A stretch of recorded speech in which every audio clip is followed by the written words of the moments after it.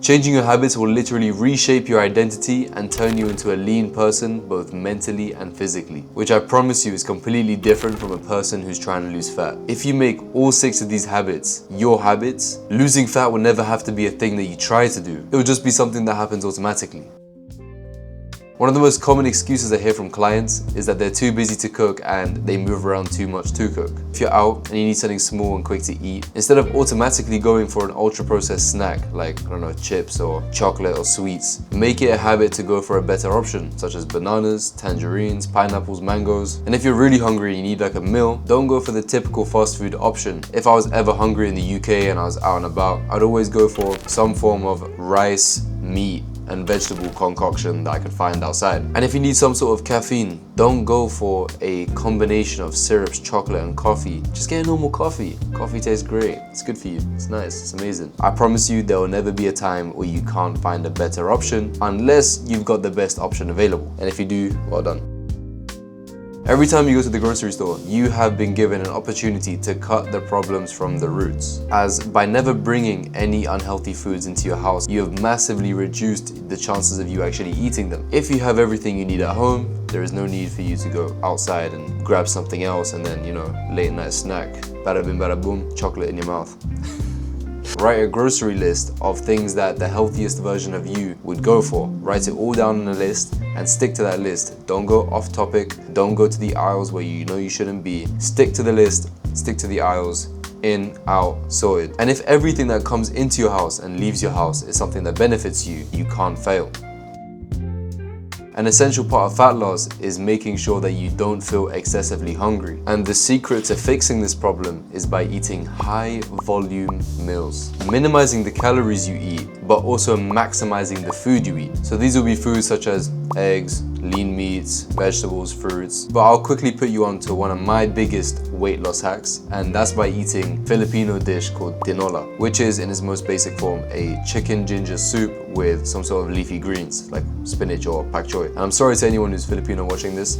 I sometimes replace the rice with potatoes or sweet potatoes because it's just way more filling, and my mission is to stay full and enjoy my food. Imagine eating a big bowl of food, right? Your stomach is full, you feel warm, you feel like you've eaten something that will make you gain weight, but then the next day you've actually lost weight, which means you're losing fat. And it's an amazing feeling. And of course it hits your protein too, which is ideal for retaining your muscle whilst losing fat. I basically treat it like a game, but after some trial and error, I've made eating higher volume foods automatic, and so can you. I believe in you. You got this.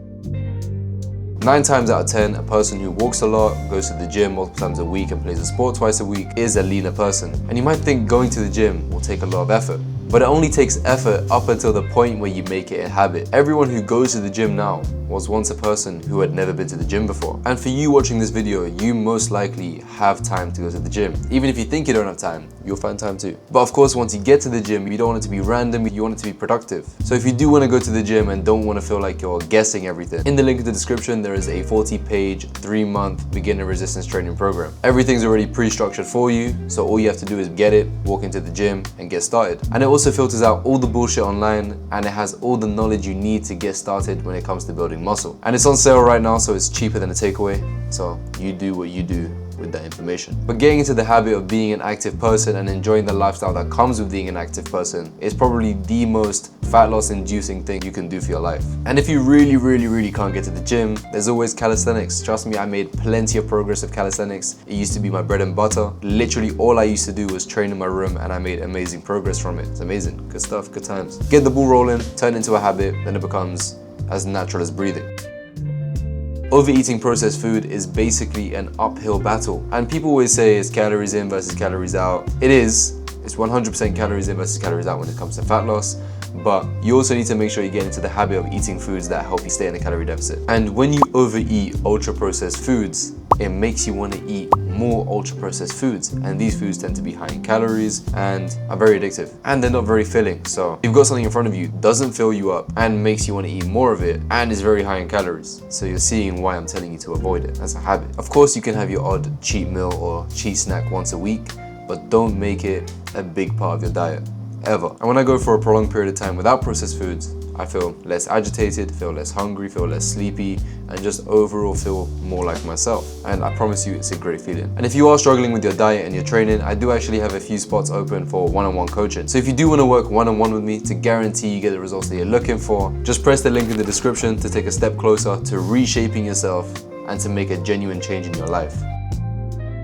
Now, it wouldn't be a fat loss video if I didn't talk about tracking. And I mean getting into the habit of both tracking your weight and your calories. And a good way to picture it in your head is, imagine trying to save, right? And you have a weekly budget, but you're not allowed to look at your bank account. Doesn't make sense. Like, it's possible. Why would you do it without looking at your bank account? It doesn't make any sense. You'd rather know what you're spending every time you go to the shops. And with your calories, it's the same thing. You have a weekly budget or a daily budget, and you want to make sure you know what you're spending every single day in every single meal.